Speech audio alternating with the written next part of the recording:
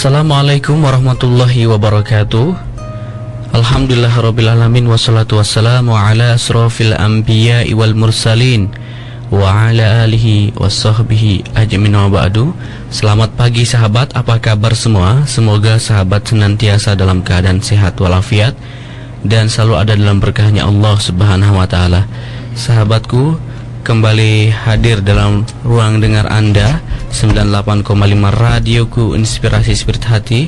Dan sahabatku, saat ini Anda berada di program Benang Merah, yaitu sebuah kajian fatwa halal haram yang terjadi di seputar masyarakat. Dan sahabatku, insya Allah pada kesempatan pagi hari ini kita akan membahas hukum pegadaian atau rahan. Dan sahabat, pagi hari ini Haji Ramadan tidak sendirian, ditemani oleh Kang Ozi. Assalamualaikum warahmatullahi wabarakatuh, Kang Ozi. Waalaikumsalam warahmatullahi wabarakatuh. Apa kabar, Kang Ozi? Alhamdulillah sehat, Haji, sehat. Alhamdulillah, Haji Ramadan juga sehat. Amin. Berkat doa Kang Ozi dan sahabat semua. Semuanya. Ya, pagi hari ini berbicara mengenai pegadaian atau rahan. Iya. Sebetulnya apa ini pengertian di rahan sendiri? Gadai ya. Mungkin kita sudah sering dengar ya, Haji, ya, di masyarakat banyak terjadi istilahnya banyak pegadaian. Istilahnya apa sih itu gadai yang sesuai syariat dan tidak sesuai syariat? Ya, karena memang apa ada, itu?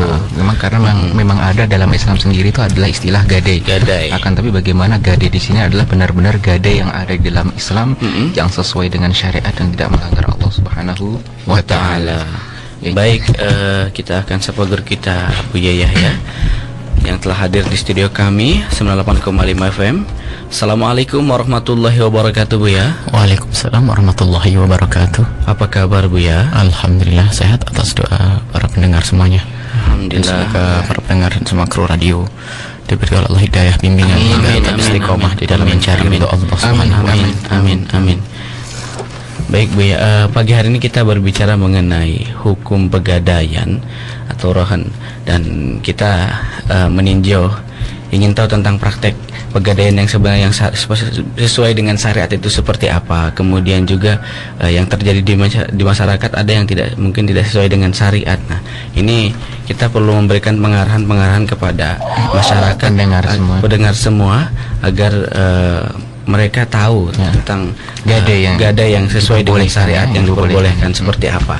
Baik, Bu ya, silahkan. Tafadhol, Bu ya. Bismillahirrahmanirrahim. Assalamualaikum warahmatullahi wabarakatuh. Waalaikumsalam warahmatullahi wabarakatuh. Alhamdulillah, salatu wassalamu ala Rasulillah Sayyidina Muhammad bin Abdullah wa ala alihi wa ashabihi wa mawalah, amma ba'd. Yang akan kita bahas pada kesempatan hari ini adalah masalah gadai, yang sebetulnya gadai ini sangat mafhum. Hanya yang perlu dicermati adalah sesuatu yang tidak diperhatikan di saat melakukan pergadaian sehingga menjadi sesuatu yang haram. Sebab gadai itu hampir di setiap fikih itu menjelaskan tentang gadai. Dan gadai ini adalah sesuatu yang sangat syar'i, diperintahkan oleh Allah Subhanahu wa taala di dalam Al-Qur'an. Wa in kuntum ala safarin wa lam tajidu katiban farihanun maqbudah. Jika di dalam bepergian, tentunya ini bukan saja di dalam bepergian, ada utang piutang di dalam bepergian. Kenapa harus di dalam bepergian ini? Ini contoh, di dalam bepergian itu biasanya kalau di dalam bepergian itu susah mendatangkan saksi, ya, susah mencatat di notaris, ya begitu ya. Nah, ini maka di notaris anggap saja susah mencatat di tempat yang berwajib, maka farihanun maqbudah, maka dengan rohan, dengan gadai sebagai jaminan utang tersebut. Nah, ini jadi gadai itu sangat syar'i dan ada. Bahkan bagi di saat kita tidak sempat menulis hitam di atas putih, maka gadai itu hukumnya adalah seperti hukumnya mencatat hutang. Sebagian ulama mencatat hutang mengatakan itu wajib. Jadi dalam utang piutang itu harus dicatat. Iya. Karena kalau kadang-kadang kita ngentengi urusan utang piutang, sudah yang kita kan sahabat masa harus mencatat. Oh tidak, jangankan. Idza tadayantum bidaini ila ajalin musamma faktubuh. Kalau engkau saling utang piutang, tulis. Ini maslahatnya besar mencatat hutang itu, sekecil apapun. Jangan ngentengin. Jadi hitam di atas putih, serah terima. Ada hitam catatan di atas hitam di atas putih. Karena ini untuk menjaga dua belah pihak. Menjaga haknya orang yang meminjamkan uang, yang pertama. Yang kedua, orang yang meminjam itu akan terkontrol oleh hitam di atas putih tersebut. Sebab kalau ada orang merasa hutangnya tidak dicatat, biasa ngentengin. Iya. Nah, bisa saja mudah tidak membayar, dan itu masuk ke neraka nanti. Jadi apa tunjuk dari Allah itu sungguh luar biasa. Nah, di saat kita tidak bisa mencatat itu semuanya, maka farihanun maqbuduh, maka ada namanya rohan, ada jaminannya. Nah, jadi itu seperti itu. Dari rohan itu kayak apa sih gadai? Gadai itu sederhana sebenarnya. Kalau didefinisikan adalah menjadikan satu yang bernilai harta untuk jaminan atas hutang, dan jaminan tersebut akan digunakan untuk membayar hutang di saat hutang itu tidak bisa terpenuhi. Kalau dalam bahasa fikihnya ja'lu ainin wa thiqatin.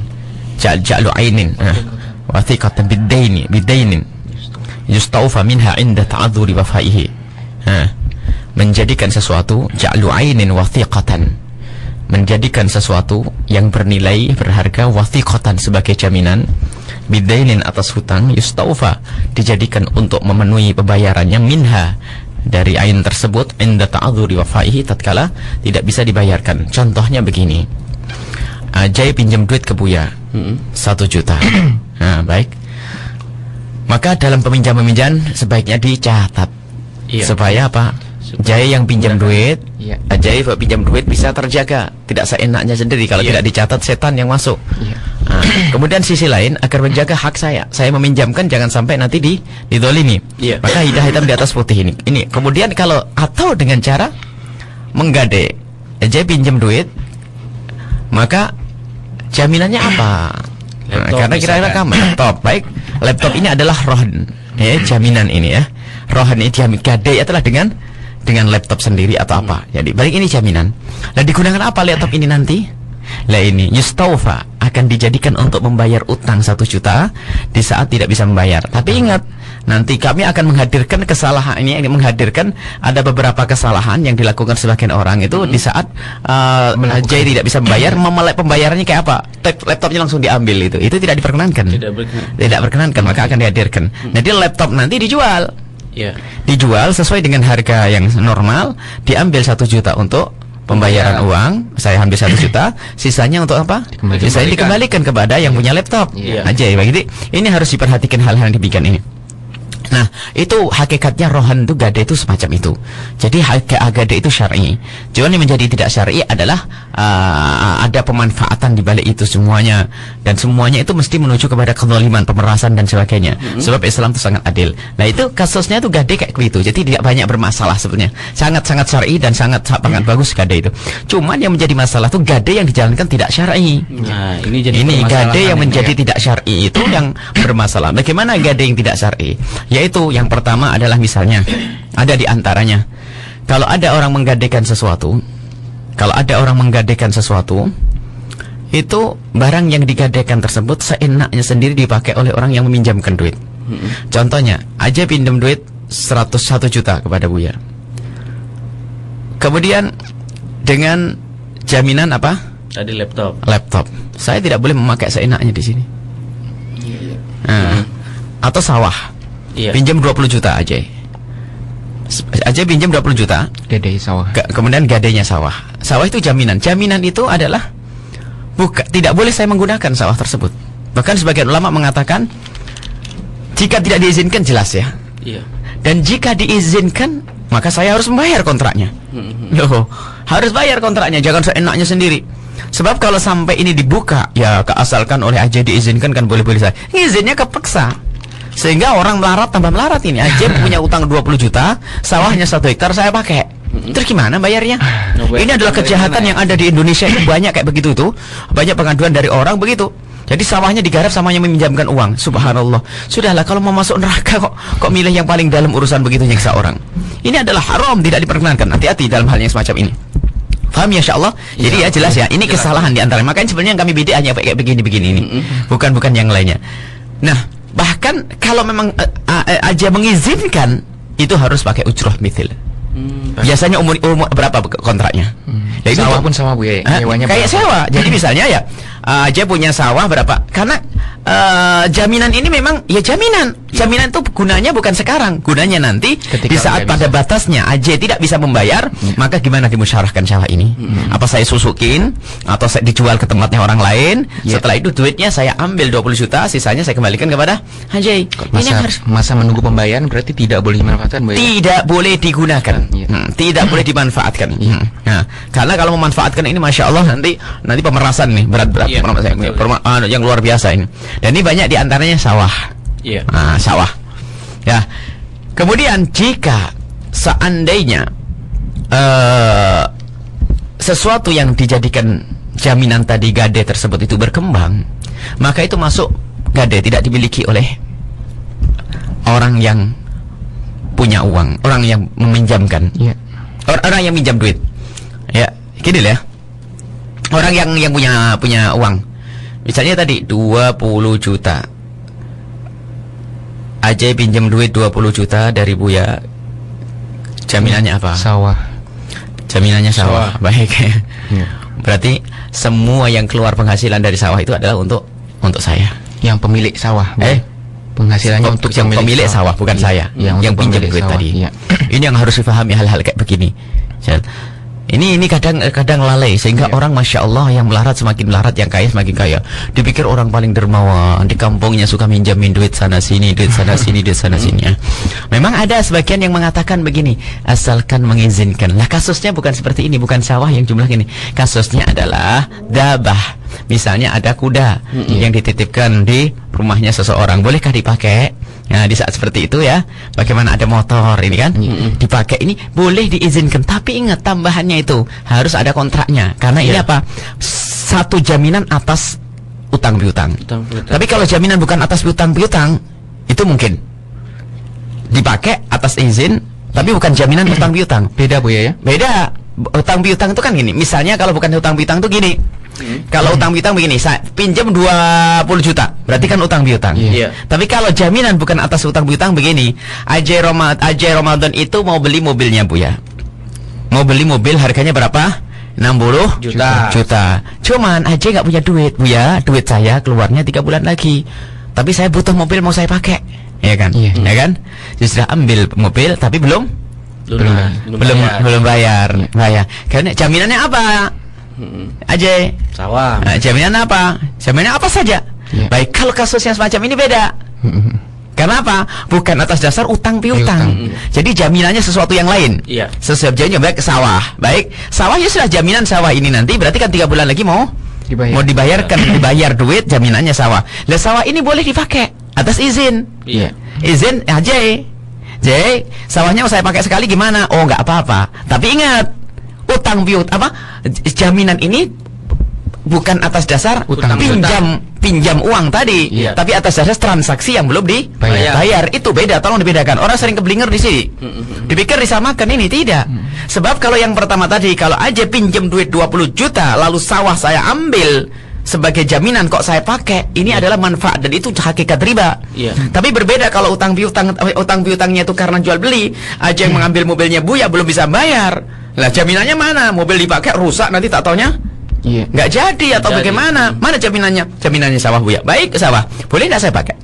Kalau diizinkan, kasarnya sana diizinkan. Kalau diizinkan boleh. Maka ini beda jaminan ini dengan jaminan utang tadi. Karena kalau jaminan yang pertama tadi kullu qardin jarra naf'an, jangan sampai menjadi pencekian. Kalau gini tidak ada kasus pencekian.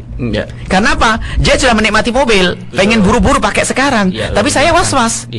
Lalu sawah ini digadekan, mau saya pakai. Nah, mobil aja sudah memanfaatkan semuanya mobilnya. Tapi ingat, kalau yang pinjam 20 juta, Ajay pinjam duit 20 juta, kemudian kok setelah itu apa? Sawahnya saya garap loh ya. Lah ini dari peminjaman inilah Ajay mengizinkan karena apa? Nggak enak. Tapi kalau sudah jual beli, kalau Ajay tidak rela, tinggal ngomong, saya tidak mau beli mobil Bu ya, kan beres ya? Iya. Ya, tapi kalau yang ini kecepet ini. Aduh, saya butuh 20 juta. Gimana ya, sudahlah, enggak apa-apa. Enggak apa-apa, pakai saja sawahnya. Kepeksa ini. Makanya ini haram ya. Ini yang harus perhatikan. Kemudian setelah itu, di saat benar-benar tidak bisa membayar aja, ini hanya perumpamaan. Insyaallah bakal banyak duit semuanya ini. Amin, amin. Ini perumpamaan. Kalau tiba-tiba ternyata tidak bisa membayar, bagaimana? Kalau tidak bisa membayar, maka di saat seperti itu akan dijual itu barang. Dan setelah dijual, tolong ini bukan hangus. Kadang-kadang orang yang menerima gade itu seneng. Kalau orangnya nggak bisa membayar, lumayan hangus nanti milik saya. Nggak ada begitu. Jadi kalau memang sawah itu harganya berapa? Kalau hutangnya 20 juta, sawah dijualnya 100 juta, berarti 80 jutanya dikembalikan. Ini yang harus difahami dalam urusan gade. Nah, kemudian adakah gade syar'i? Ya ini gade syar'i kayak begitu. Terus bagaimana yang selama ini kita lihat gade syar'i? Kita tidak peduli di manapun tempatnya, yang penting prosesnya benar ya syar'i. Nah, cuman katanya tapi kok bayar? Misalnya saya gadekan ini kok harus bayar? Misalnya saya pinjam ke lembaga keuangan, tempat pegadaian duit 20 juta ya. Jaminannya emas. Emasnya adalah 20 gram. 20 gram nilainya berapa? 10 gram nilainya 30 juta. Ya kan? Berarti emas saya titipkan di tempat pegadaian tersebut, saya pinjam duit berapa? 20 juta. Baik, nanti pada akhirnya emas tetap saya ambil berapa jumlahnya? 10 gram. 10 gram. Dan duit saya bayar berapa? 20 juta. Tidak boleh lebih di sini. Loh, tapi kok yang di tempat ini ada kelebihan? Nah, di dalam hal ini ada contohnya di dalam kitab fikih. Jaminan itu sebetulnya diletakkan di mana? Ini loh ya, dibahas jaminan. Misalnya kalau jaminannya sawah kan jelas tempatnya. Misalnya jaminan mobil. Ya. Aja pinjam duit dari Buya 20 juta. Baik. Tapi Buya, jaminannya Pak? Buya sebagai sang penggadai. Sebagai gadaian. Sebagai gadaiannya apa? Mobil, baik. Mobilnya taruh di mana? Ya kan? Sekarang bebas. Kalau taruh di AJ, sayanya kurang percaya. Nanti duitnya diambil, mobilnya juga hilang. Baik. AJ mau naruh di saya juga kurang percaya. Maka diletakkan di orang yang ketiga, boleh nanti ya. Orang yang ketiga ini. Lah orang yang ketiga ini bagaimana kasusnya? Mobil kan harus dirawat. Kalau mobil sih biasa, tapi kalau kuda perlu makanan kan? Nah, makanya baik makanannya ini siapa yang menjamin? Yang punya mobil. Nah, maka yang punya kuda. Maka Ajay memberikan biaya kepada orang yang merawat kuda tersebut sebagai jaminannya. Terus begitu sampai selesai dibayar hutangnya. Nah, hal kayak gini diterapkan di dalam gade syar'i. Jadi saya meminjam emas, saya minjam duit misalnya 20 juta. Kemudian saya menggadekan emas saya yang senilai 10 gram. Dan di saat seperti itu, bagaimana untuk merawat ini mas yang menjaga? Maka saya mengontrak orang yang ada di situ ya. Dengan mengontrak ya, misalnya selama 2 bulan ini saya akan membayar berapa? Ini dibenarkan yang demikian ini. Nah, dibenarkan saya bayar berapa misalnya? Sudah kontraknya adalah 50.000 per bulan, berarti 150 dalam 3 bulan. Selesai, yaitu untuk biaya penjagaan Bu ya. Penjagaan, perawatan dan sebagainya. Baik. Ya demikian ini diperkenankan ya untuk penjagaan. Ini adalah takyif syar'inya untuk menjadikan bagaimana gadai itu adalah syar'i. Kemudian lihat, dan itu pun harus masuk akal. Penjagaan yang masuk akal, bukan disetting untuk mencegah orang. Enggak ngapa-ngapain saja sampai jutaan, ini enggak benar. Jadi memang khusus gadai ini atas dasar hutang atas dasar nolong orang lain. Jadi jangan sampai memanfaatkan kesempitan orang lain, itu kedoliman di atas kedoliman. Jangan sampai yang namanya hutang ini benar-benar dijadikan orang itu menjadi semakin tercekik. Jadi kok ini adalah problem luar biasa. Sebab kalau orang dalam keadaan butuh ini, masya Allah mau saja, kadang-kadang hilang akalnya itu. Bayangkan punya hutang ke renten, ya, baru pinjam hari ini besok sudah bayar loh ya. Ini kan nggak masuk akal. Sudah begitu lihat. Untuk apa? Untungnya habis untuk bayar renten. Ini memang sudah begitulah akalnya. Memang akal yang pengen masuk neraka ya begitu sudah. Jadi tidak sadar bahwasanya dirugikan secara duniawi dia. Sisi lain apa? Dia itu nggak menguntung di duniawi, lebih dari di ukhrawi juga bermasalah. Baik, ini saja yang bisa kami hadirkan. Semoga paham ya. Sudah jelas masalah gadai. Jadi ada beberapa kesalahan di dalam urusan gadai yang harus diluruskan. Insyaallah semuanya paham. Baik. Nah, ini saja, wallahu a'lam bishawab. Baik, terima kasih Bu atas penerangan yang disampaikan. Semoga bermanfaat buat para pendengar dan kami berdua. Baik, sahabatku, buat sahabat yang mau bertanya silahkan di via telepon di 023125225549, juga di via SMS 081321461079. Dan buat sahabat yang mulai acara pagi hari ini, semoga bermanfaat buat sahabat semua. Terima kasih buat MBS Blitar, MBS Gresik, dan juga radio-radio yang lain yang tidak menyebutkan stasiun radionya. Terima kasih telah merelai acara ini. Dan sahabatku, tetaplah di radioku karena kami akan kembali setelah yang melewat berikut ini. Inilah PT Kalijaga Citra Budaya Suara.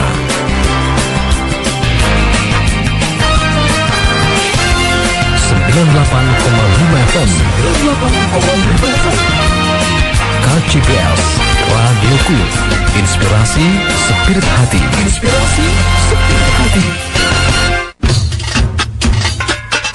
Bersama Rasulullah Shallallahu Alaihi Wasallam di Al-Bahjah 2, sinergi bersama dalam menggapai cinta abadi Nabi Muhammad Sallallahu Alaihi Wasallam.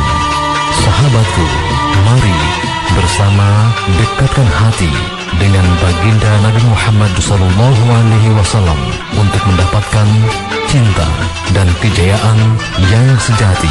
Hadirilah gebiar Maulid Nabi Muhammad Sallallahu Alaihi Wasallam 1433 Hijriah di Al-Bahjah 2 pada hari Ahad tanggal 25 Rabiul Tsani 1433 Hijriah bertepatan dengan tanggal 18 Maret 2012 bertempat di Ponpes Pesantren Al-Bahjah 2, Jalan Ki Gede Mayung, masuk Jalan Revolusi 45, Desa Buyut, Kecamatan Gunung Jati, Kabupaten Cirebon. Waktu pukul 8.00 sampai dengan 11 waktu Indonesia Barat. Bersama Rasulullah Shallallahu Alaihi Wasallam di Al-Bahjah 2, sinergi bersama dalam menggapai cinta abadi Nabi Muhammad Sallallahu Alaihi Wasallam. Didukung sepenuhnya oleh Radioku 98,5 FM Cirebon, inspirasi spirit hati.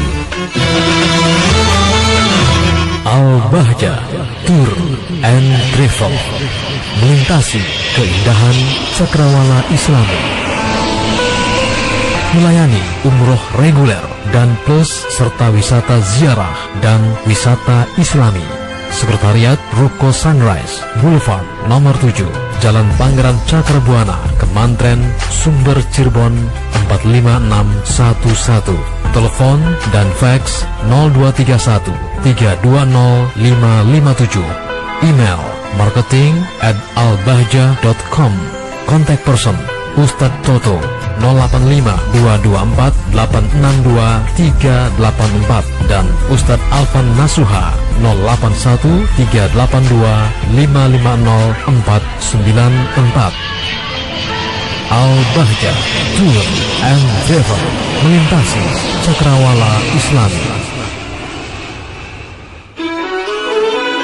Al-Bahjah Tour and Travel menyelenggarakan umroh bersama Buya Yahya yang akan dilaksanakan pada tanggal 23 Maret 2012. Ayo segera daftarkan diri Anda. Kesempatan Anda terbatas, tinggal 10 hari lagi. Hubungi kantor Al-Bahjah Tour and Travel, Ruko Sunrise Boulevard nomor 7, Jalan Pangeran Cakrabuana, Kemantren, Sumber, Cirebon. Telepon 0231 320 557 atau hubungi Haji Endro 083 880 00167, Haji Alfan 081 382 550 494. Pendaftaran paling lambat tanggal 10 Maret 2012. Al-Bahjah Tour and Travel, melintasi cakrawala Islami.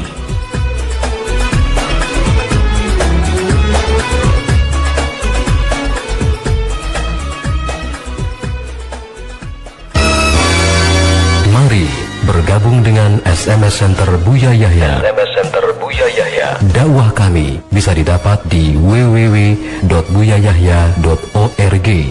Daftar segera, kirim SMS Anda dengan cara ketik pagar nama, pagar kota, pagar umur. Kirim ke 083 823 80.000. Anda akan terima informasi, jadwal tausiah Buya Yahya, informasi kegiatan, mutiara hikmah dan tausiah dari Buya Yahya langsung ke handphone Anda, gratis. SMS Center Buya Yahya bukan layanan premium dan tidak akan memotong pulsa Anda sepeser pun. Silahkan sebarkan SMS ini. Semoga Allah melimpahkan pahala kepada Anda dan memudahkan kegiatan dakwah mulia ini. Amin. Radioku, inspirasi spirit hati. Radioku, 98,5 FM. Tetaplah stay tune di sini. Tetaplah di sini. Tetaplah stay tune di sini. Tetaplah di sini.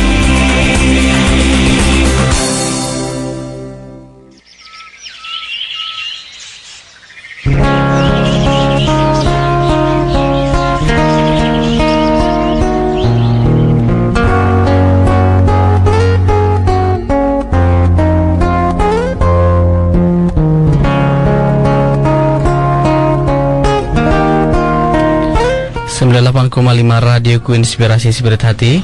Baik sahabat ya, masih di Jalan Pangeran Cakrabuana Sendang, Sumber Cirebon, radioku dipancarkan. Dan silahkan buat sahabat yang mau bertanya di via telepon di 023125225549 dan di via SMS 081321461079. Baik, di line telepon Jia Ramadan Sapa. Assalamualaikum. Waalaikumsalam warahmatullahi wabarakatuh. Allahumma sholli ala sayyidina Muhammad. Dengan siapa di mana, Bapak? Dengan Udin di Cirebon. Sobat Udin di Cirebon. Silahkan bertanya langsung kepada guru kita Buya Yahya. Assalamualaikum Buya. Waalaikumsalam warahmatullahi wabarakatuh. Ini mau nanya. Iya. Kejadian kan kalau seumpamanya ada pegadaian atau peminjaman, tapi di situ ada ijab kabulnya tentang bukan mengambil bunga tapi mengambil jasa gitu. Semuanya kalau saya minjam 100.000 dicicil 10.000 tapi ditambahin 1.000 buat yang 1.000-nya buat jasanya gitu atau tenaganya itu, apa diperbolehkan apa tidak? Baik. Kemudian yang kedua yang mohon maaf keluar dari tema. Kalau saya lagi sakit, saya pernah sakit itu, kemudian saya bermimpi maksudnya keluar mani gitu, maaf, dan diharuskan kan wajib mandi junub.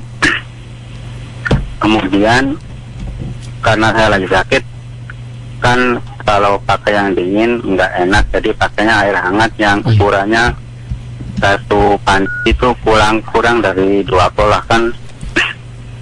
Apakah itu diperkenankan, apa boleh, apa tidak gitu? Iya. Iya, itu aja Buya. Bagaimana Buya? Iya, baik ya. Ada lagi, Gang? Oh, enggak, itu aja. Saya minta doanya. Baik ya. Karena saya masih tersangkut dalam hal riba. Insyaallah. Mudah-mudahan diberikan jalannya dan amin ya Allah. dengan cepat. Amin. Terima kasih ya Buya dan Kang Aceh dan semuanya. Alhamdulillah. Allahumma sholli ala sayyidina Muhammad wa ala sayyidina Assalamualaikum warahmatullahi wabarakatuh. Waalaikumsalam warahmatullahi wabarakatuh. Baik Bu, yang langsung dijawab saja. Dan kepada yang mau telepon nanti ketika guru kita sudah menjawab pertanyaan dari Bapak Udin. Baik, yang pertama adalah kalau Anda meminjam uang 100.000 kemudian mengembalikannya menjadi 110, alasannya apapun itu riba, tidak diperkenankan ya. Dan kita tidak bicara masalah pinjam-meminjam. Tadi kita bicara masalah gadai dengan penyelentrehan yang seperti tadi. Tapi kalau Anda meminjam semacam itu, hukumnya riba, tidak barokah usaha setelah itu. tidak barokah usaha. Setelah itu usaha diambil dari modal yang ada ribanya, nggak benar. Maka kami himbau, jika Anda perlu modal, jangan sampai berurusan dengan riba. Karena apa? Anda menolong orang nggak benar. Anda melakukan itu semuanya, Masya Allah, menjadikan semua harta yang ada di rumah Anda itu tidak berkah. Dimakan anak Anda bukan menjadi sesuatu yang baik ya, jauh dari hidayah, jauh dari bimbingan Allah Subhanahu wa Ta'ala. Kemudian yang kedua adalah, jika Anda bermimpi baik dalam mimpi dalam keadaan apapun, kalau memang terbukti setelah dilihat itu ada yang keluar, ya, mimpi basah, tak taunya benar-benar ada yang keluar, air mani keluar, maka wajib mandi. Adapun cara mandi itu boleh dengan air yang sudah mendidih tapi didinginkan dulu ya, biar di air yang hangat lah boleh. Air hangat, biarpun kurang dari kolah, tidak ada siapa yang mengatakan harus pakai air 2 kolah ya. Ini barangkali harus ikut pembahasan fikih kami yang ada di daerah Lengkong sana. Kita ada pembahasan fikih ya. Di daerah Majalengka ada pembahasan fikih, karena kita jarang ada pembahasan fikih kecuali di sana. Nah, jadi tidak harus kita itu pakai 2 kolah. Kalau mau nyebur sih mungkin. Tapi biar 1 teko. Tapi syaratnya apa? Air itu Anda siramkan, Anda datangkan ke Anda, kemudian diguyur di kepala, di badan, di tangan, air hangat boleh, atau di bak Anda dayung seperti itu ya. Anda ciduk itu, biarpun kurang dari 2 kolah adalah cukup. Biarpun hanya 5 liter, 10 liter itu cukup. Bahkan Nabi Muhammad mandinya adalah cuman 4 mud. 1 sok 4 mud, 4 genggam buat mandi buat Rasulullah. Apalagi setengah timba buat kita seharusnya cukup ya. Kepala dulu, kemudian badan sampai kaki itu. Jadi boleh, tidak harus 2 kolah, tidak. Baik, itu saja. Itu sah. Cuman caranya saja. Kalau 2 kolah boleh Anda nyebur dan naik. Nah, kalau memang kurang dari 2 kolah didatangkan. Anda siramkan. Anda ambil 1 dayung atau pakai teko atau pakai di kecil ya, dia ada teko atau sesuatu yang bisa dialirkan ke kepala kita, terus kita ciduk lagi alirkan ke kepala, itu boleh. Wallahu a'lam bishawab. Baik, dan telepon berikutnya. Assalamualaikum. Waalaikumsalam warahmatullahi wabarakatuh. Radionya bisa dikecilkan, bisa dikecilkan. Ya, Allahumma sholli ala sayyidina Muhammad. Allahumma sholli wa sallim wa barik alaihi wa ala alihi. Dengan siapa di mana? Dengan Karin di Mundu. Dengan sahabat Karin di Mundu. Silahkan bertanya langsung kepada guru kita Buya Yahya. Iya, assalamualaikum Buya. Waalaikumsalam warahmatullahi wabarakatuh. Ini Buya punten, mungkin pertanyaannya keluar dari tema. Iya. Ya, saya akan menanyakan tentang hukum sistem bisnis multi level marketing tuh Buya, MLM. Kalau dalam pandangan Islam, hukum Islam itu bagaimana? Baik, ya. Terus? Ya udah itu aja, terima kasih. Baik, terima kasih buat sahabat Karin Mundu. Waalaikumsalam warahmatullahi wabarakatuh. Terima kasih buat sahabat Karin yang ada di Mundu ya. Baik, dan Buya langsung dijawab. Nah, akhirnya dikumpulkan supaya, karena selama ini kami menjawab masih ada yang berusaha telepon. Baik. Jadi dikumpulkan pertanyaan, setelah itu ditutup, tidak ada telepon, biar tidak ada telepon. Ini baik. Baik, satu telepon kembali. Kami sapa, silahkan di 0231252254 Silahkan sahabat yang mau telepon, silahkan di 0231252254 Halo, assalamualaikum. Halo. Halo. Baik, terputus. Silakan satu telepon kembali di 0231252254 dan juga di via SMS 081321461079. Halo, assalamualaikum. Waalaikumsalam warahmatullahi wabarakatuh. Iya, dengan siapa di mana Bapak?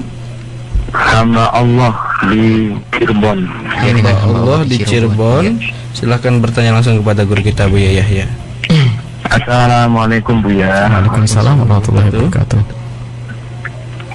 Mau tanya tentang pinjam-meminjam uang ya. Ada tidak peminjaman yang tanpa bunga? Tolong carikan gitu. Itu aja. Assalamualaikum warahmatullahi wabarakatuh. Waalaikumsalam warahmatullahi wabarakatuh. Baik, terima kasih kepada hamba Allah yang sudah bertanya di Cirebon.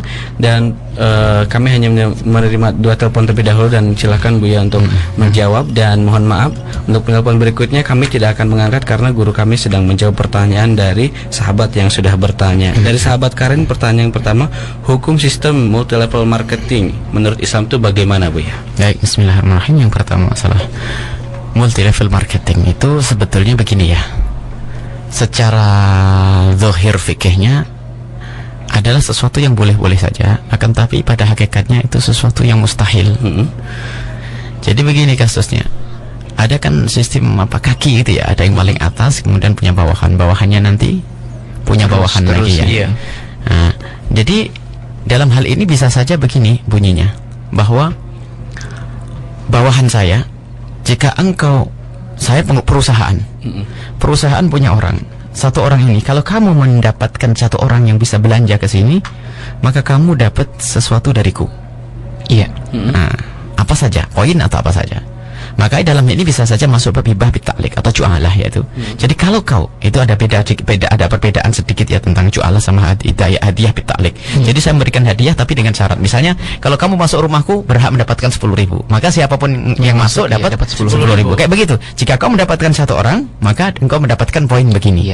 Dan orang belakangnya nanti kalau mendapatkan juga dapat poin begitu. Jadi semua yang bisa membawa satu orang dia dapat poin dari saya, ya kan begitu, dari bos, dari atasan. Ini adalah secara zahir adalah boleh. Akan tapi coba ini adalah aneh, mustahil ini, ya kan? Aneh misalnya apa? Harga sabun satu kardus yang harganya 100.000, ya kan? Iya. Baik. Kemudian bawahan saya, ya kan? Kalau kamu mendapatkan satu orang bisa beli sabun satu kardus sabun, ya kan? Kamu mendapatkan berapa? 100.000.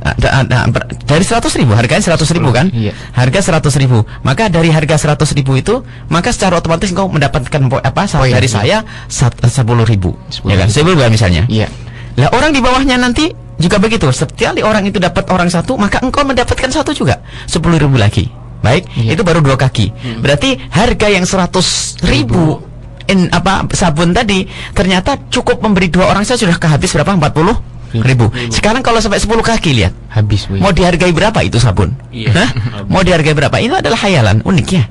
Dan banyak orang yang kayak begini-begini percaya begini-begini. Itu adalah sesuatu yang mustahil. Alasannya hadis Nabi sallallahu alaihi wasallam mandala ala harin falahu ajrun itu ajri fa'ilih ya. Kalau ada orang memberikan petunjuk kepada kebaikan, maka dapat pahala. Maka orang itu memberi orang lain pengetahuan ilmu, maka dia mendapatkan. Orang yang memberi yang pertama ini mendapatkan seperti yang ia dapatkan, dan begitu seterusnya. Tapi ini urusannya dengan siapa? Dengan Allah yang gudangnya tidak ada batasnya. Terus sekarang sabun yang 100.000 mau dijual berapa juta untuk bisa ke sana. Jadi banyak orang ke situ. Akan tetapi lihat, yang tertipu tuh di bawah nanti. Terus dia berjuang mencari orang, karena apa? Dia dapat terus. Akhirnya begitu, terus dia mencari orang. Karena saya sudah bayar, ya kan? Saya kan sudah bayar 100.000. Gimana saya dapat balik? Terus yang senang ada yang pertama ini.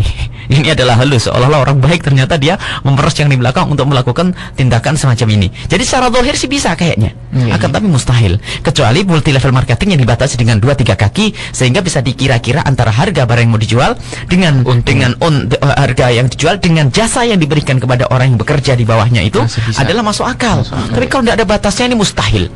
Mustahil itu, mustahil. Kalau 100 kaki harganya aja 100.000, 100 kaki.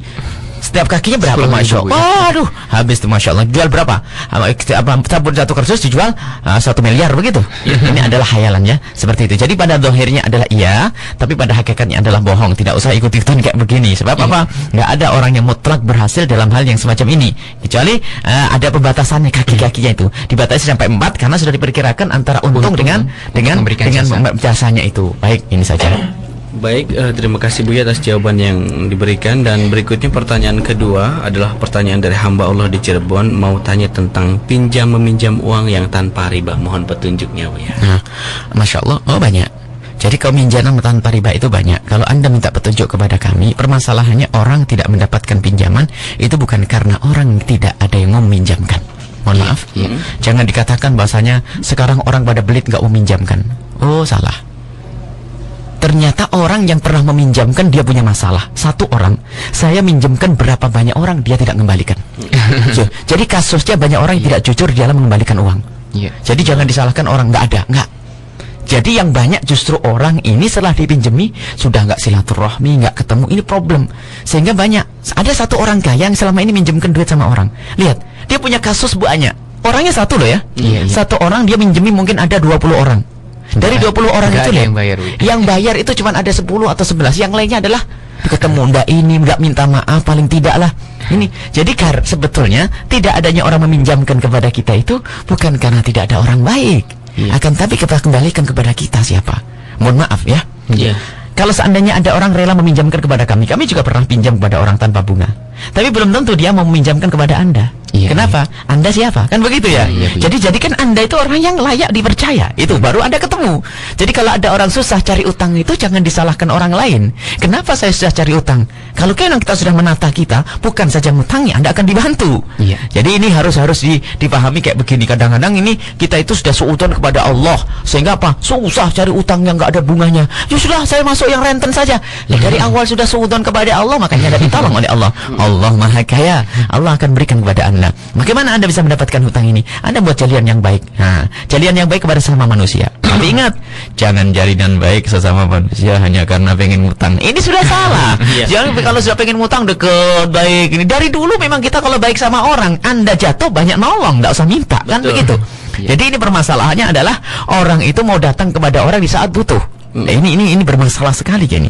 Makanya kalau orang dari awal sudah berakhlak seperti akhlaknya Nabi Muhammad, artinya meniru Nabi Muhammad, akhlaknya dengan interaksi dengan tetangga baik, sopan santun, tidak pernah mengganggu, tidak pernah menyakiti. Kalau ternyata dia jatuh dalam usahanya, siapa yang tidak bakal membantu? Semuanya membantu, bahkan bisa gotong royong dan sebagainya. Jadi sebabnya ini adalah problem di dalam urusan kemasyarakatan ya.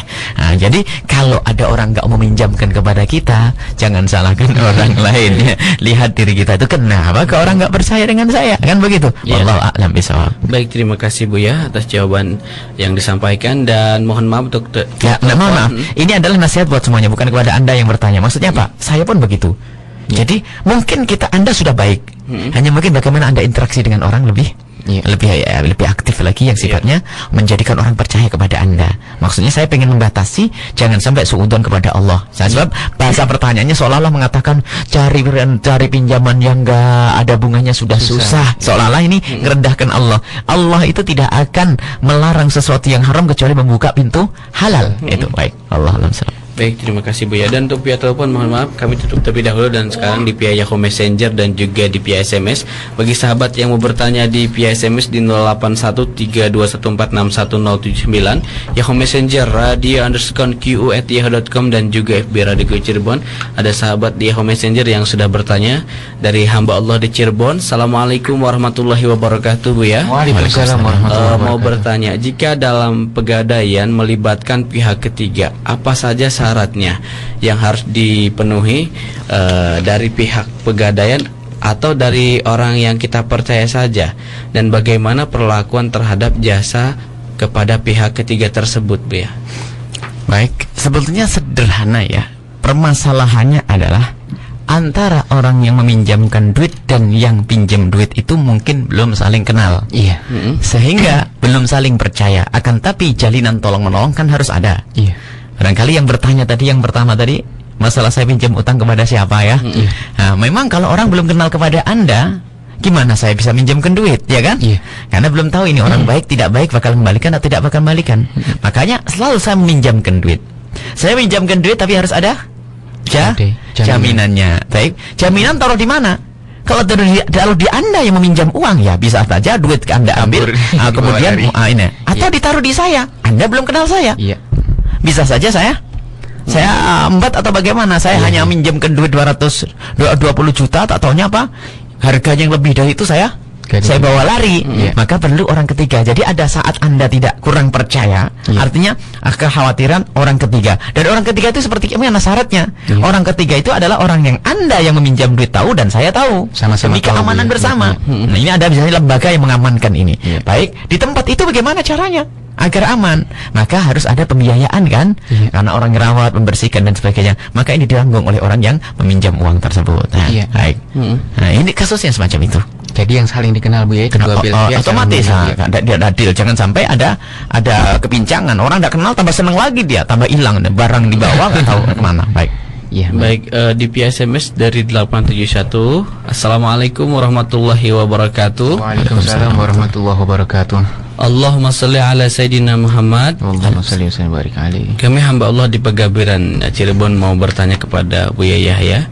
saya membeli mobil kasih panjer 1 juta, lalu mobil gak jadi dibeli, panjer yang 1 juta gak dikembalikan, harus bagaimana hukumnya Bu ya ini? Hukumnya panjer adalah panjer itu adalah bagian daripada harga yang akan kita bayar. Jika ternyata jual beli tidak jadi, maka panjer harus dikembalikan. Ini kalau banyak terjadi Bu. Oh ya, tidak dikembalikan Bu ya. Haram itu, tidak diperkenankan. Itu haram mutlak, tidak ada. Jadi panjer nih, kadang-kadang orang mencari panjer tak, ini masalah. Jadi panjer itu adalah bagian daripada harga. Misalnya saya membeli mobil harganya berapa? 50 juta. Maka saya kasih panjer 5 juta. Berarti nanti tinggal melengkapi berapa? 45. Lah kalau nggak jadi gimana? Ya dikembalikan kepada saya yang mau beli mobil.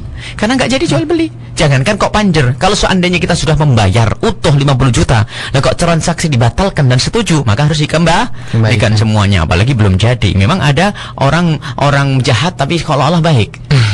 Gak apa-apa nih, bocor panjer itu kadang-kadang panjer itu hanya tanda jadi, bukan berarti harus hilang. Baik. Baik, berikutnya di 271. Assalamualaikum warahmatullahi wabarakatuh Bu ya.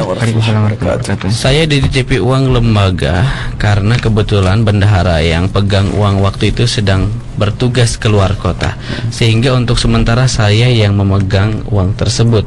Suatu ketika saya kehabisan uang sehingga saya sempat menggunakan uang tersebut, tapi saya berniat akan mengembalikan secepatnya sebelum melewati saat yang ditentukan. Pertanyaannya, dosa apa tidak Bu ya? Saya sempat menggunakan uang tersebut. Baik, dosa Anda karena Anda tidak perkenankan menggunakan harta itu, karena itu adalah amanat. Dan karena Anda telah menggunakannya, jika Anda hilang maka Anda harus menjaminnya.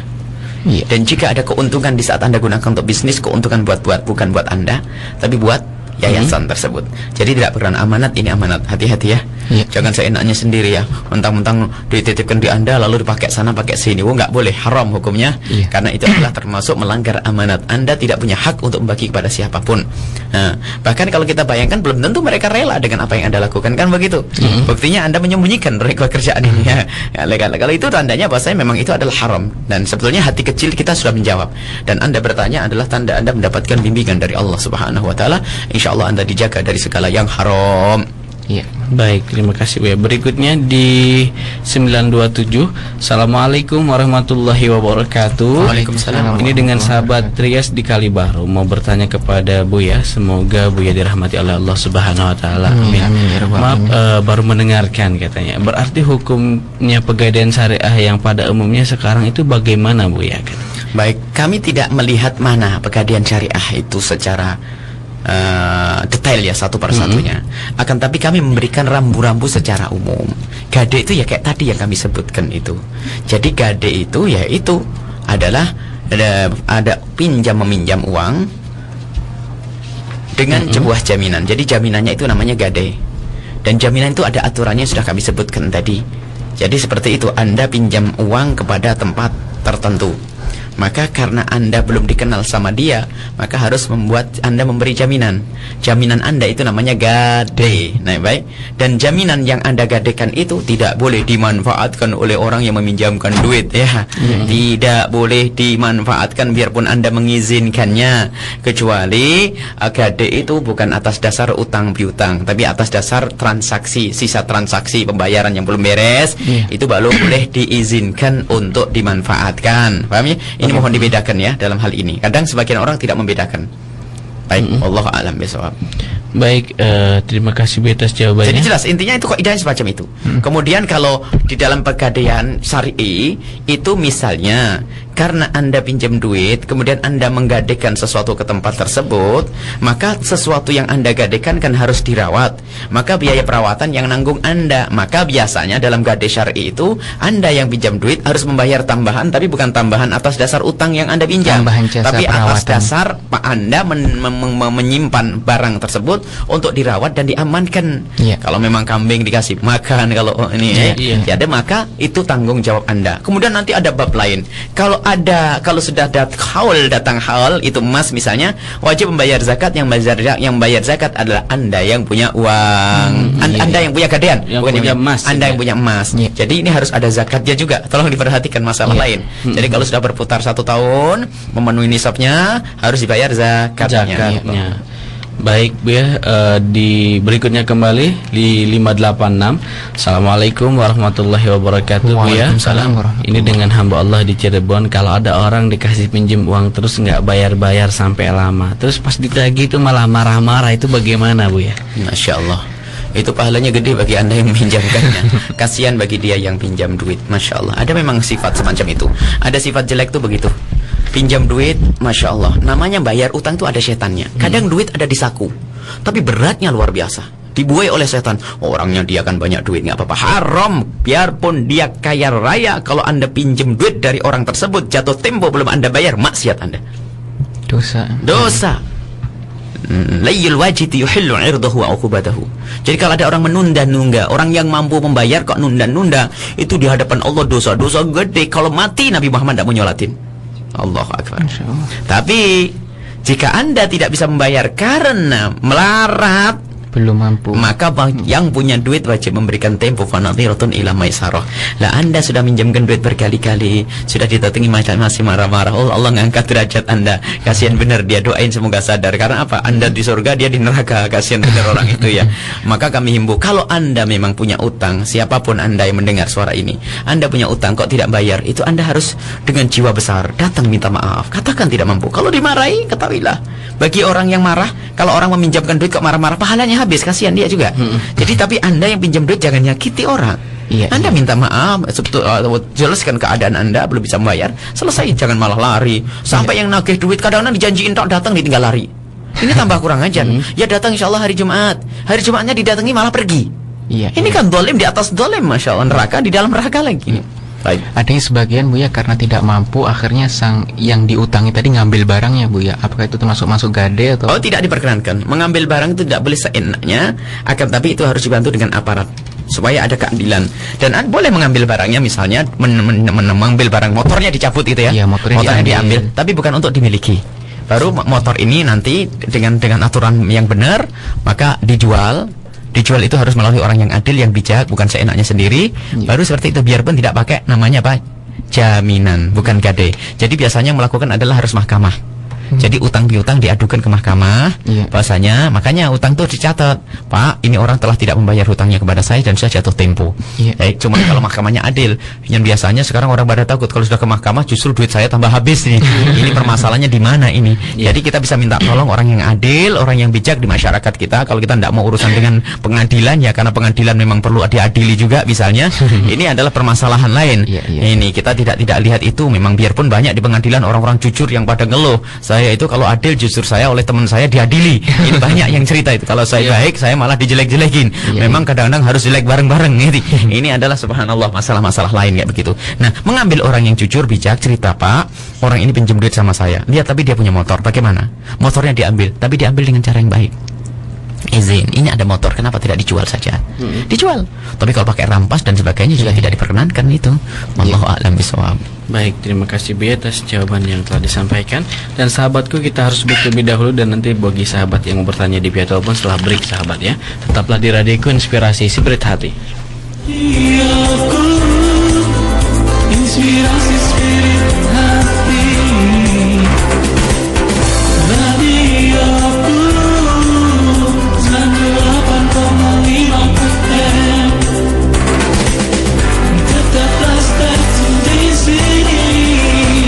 Tetaplah di sini, tetaplah stay tune di sini, tetaplah di sini. Dapatkan koleksi VCD dakwah terbaru Buya Yahya dengan judul Hidup Indah Bersama Rasulullah. Dialog ilmiah membahas tawasul dan ziarah kubur agar warisan menjadi barokah. Mencari cinta di balik kisah Isra dan Mi'raj Nabi Muhammad SAW. Membahas tuntas akidah Syiah, mengenal bid'ah pemecah belah umat, mengenal apa dan siapa salaf dan salafi. Benarkah Ahmadiyah keluar dari Islam? Dan masih banyak lagi. Dapatkan sekarang juga koleksi VCD dakwah terbaru Buya Yahya di Sekretariat Jalan Pangeran Cakrabuana nomor 179 Blok Gudang Air Sendang, Sumber, Cirebon, atau hubungi 0231 333 8967 atau 081 615 670 212. Inilah informasi pengajian rutin bersama Buya Yahya, pengasuh Pondok Pesantren Al-Bahjah Cirebon. Untuk kajian kitab Riyadhus Shalihin dan Tajridus Sholeh, ikuti setiap Ahad pagi jam 6.30 sampai dengan jam 8 di Majelis Al-Bahjah Sendang, Sumber, Cirebon. Belajar bareng bersama Buya Yahya dan Umi. Ikuti setiap Senin pagi jam 5.30 sampai dengan jam 7 di Radioku Inspirasi Spirit Hati. Kajian kitab Al-Hikam ikuti setiap malam Selasa jam 20 sampai dengan jam 21.30 di Masjid At-Taqwa Cirebon.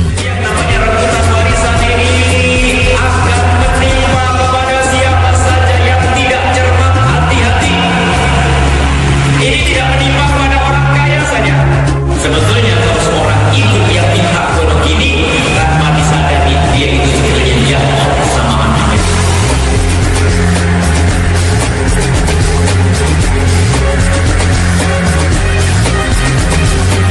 Setelah kita hitung banyaknya amal yang pernah kita lakukan itu, pernahkah kita renungi diterimakah amal kita oleh Allah Subhanahu wa Ta'ala? Jadi yang namanya ria itu masuk ke hati seseorang itu lebih lembut dari langkah kaki semut hitam yang berjalan di kegelapan malam di atas batu hitam. Ikuti pula Hidup Indah bersama Buya Yahya. Saksikan setiap Kamis malam Jumat jam 20 sampai dengan 22 di Cirebon TV. Panji Asar bersama Buya Yahya setiap Ahad jam 16 sampai dengan 17.30 di Radio Wadi, Kuningan, Radio Keluarga Muslim. Untuk kajian tafsir, ikuti setiap Sabtu pagi jam 6.30 sampai dengan jam 8 di Majelis Al-Bahjah Sendang, Sumber, Cirebon. Dan kajian kitab Minhajul Abidin ikuti setiap malam Ahad jam 20 sampai dengan jam 21.30 di Masjid Raya Al-Mustaqim, Weru Pleret, Cirebon.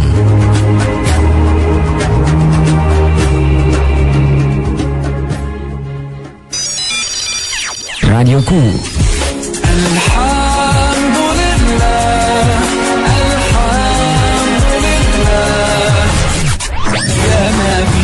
سلام عليك يا رسول سلام عليك يا حبيب سلام عليك صلوات الله عليك. Radioku Inspirasi Spirit Hati.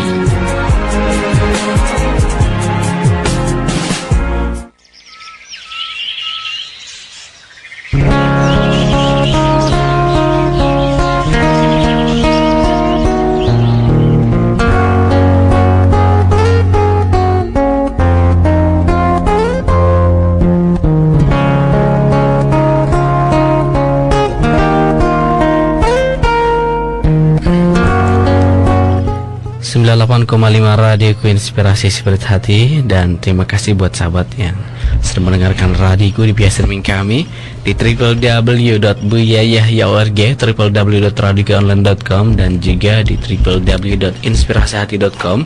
Dan ada ya sahabat yang sudah bertanya di via telepon, langsung saja kita terima. Kang Haji. Ya. Assalamualaikum. Assalamualaikum. Waalaikumsalam warahmatullahi wabarakatuh. Iya. Dengan siapa di mana Ibu? Dengan hamba Allah. Dengan hamba Allah. Hamba Allah, silakan bertanya langsung kepada guru kita Buya Yahya. Assalamualaikum Buya. Waalaikumsalam warahmatullahi wabarakatuh. Maaf, saya mau tanya ini Buya. Silakan. Saya pernah menggadaikan BPKB. BPKB. Ya. Di koperasi. Dan uangnya buat jalan usaha. Iya. Ya, misalnya beli gerobak motor gitu, gerobak bakso. Iya, iya. Baik. Iya. Iya. Terus setelah berjalan berapa bulan gitu. Nah, gerobaknya jarang dipakai.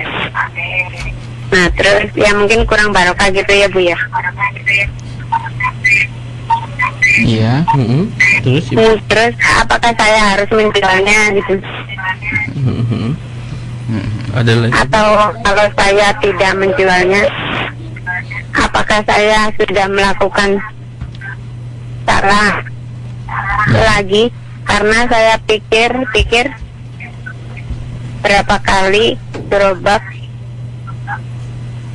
barangkali gerobak atau yang lainnya buat usaha lagi. Apakah nanti dengan penghasilan tersebut menjadi benar-benar tidak barokah buat semuanya,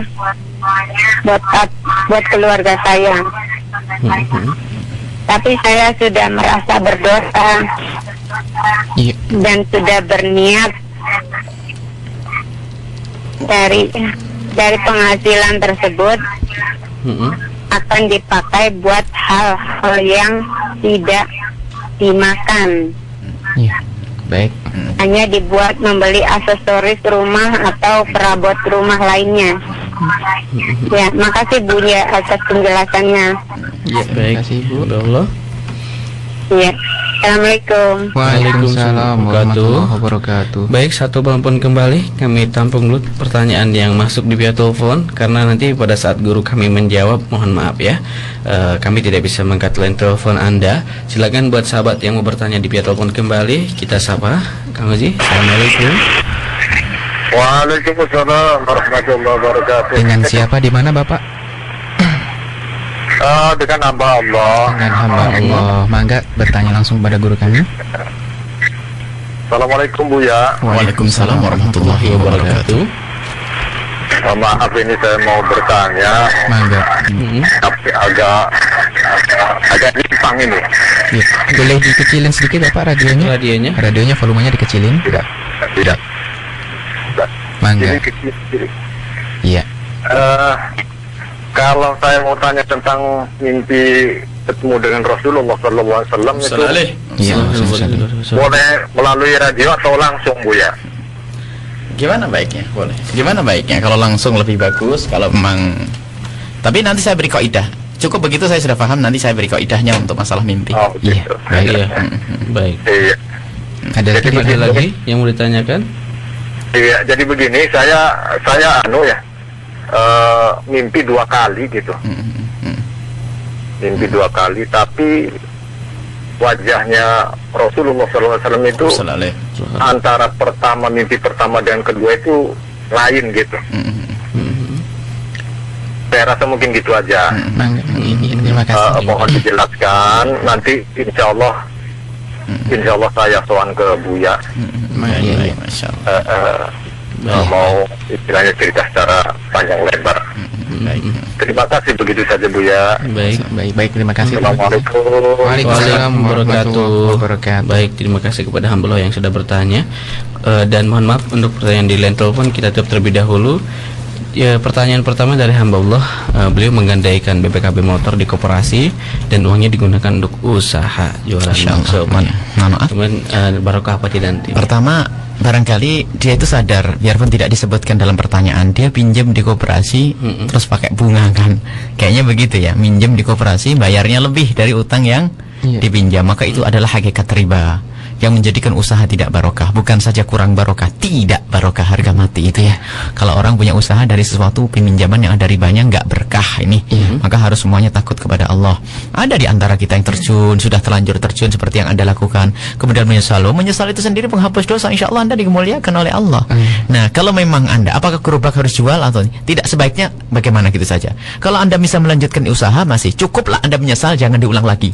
Itu saja. Adapun yang sudah Anda beli, insya Allah dengan tobat Anda itu boleh. Tapi kalau Anda mengulang lagi, pinjam lagi kayak begitu, ini tanda Anda tidak tobat, nggak diampuni oleh Allah. Jadi gerobak bisa Anda gunakan, boleh Anda jual, Anda beli. Kemudian kalau Anda ada orang pinjam meminjam dengan cara ada ribanya, biarpun bukan untuk dimakan sama dosa. Jadi kalau ini, untuk aksesoris, untuk baju, terus kan tetap tidak diperkenankan dalam hal itu ya. Jadi jangan sampai kita urusan dengan riba. Adapun ibu boleh gerobak itu tetap digunakan untuk jual beli, dan penyesalan Anda itu insya Allah mengangkat derajat Anda. Anda tidak mengulang lagi, itu adalah satu kemuliaan insya Allah. Baik. Kemudian apa lagi? Yang kedua masalah mimpi. Mimpi ketemu Rasulullah. Dalam hadis yang diriwayatkan oleh Imam Bukhari rahimahullah taala, man ra'ani fil manami safayarani fil yaqtati fa inna syaitan la yatamatsalu bi. Ini suami yang melihatku di dalam mimpi, maka dia telah melihatku secara sesungguhnya, sebab setan tidak bisa menjelma kembali menjadi kuah. Maka ini mimpi ketemu Rasul dia adalah hak benar dalam bentuk apapun. Kalau ada orang melihat Rasulullah di dalam mimpinya adalah pincang, maka bukan Rasulullah yang pincang. Ada orang mengingkari makna ini. Kenapa?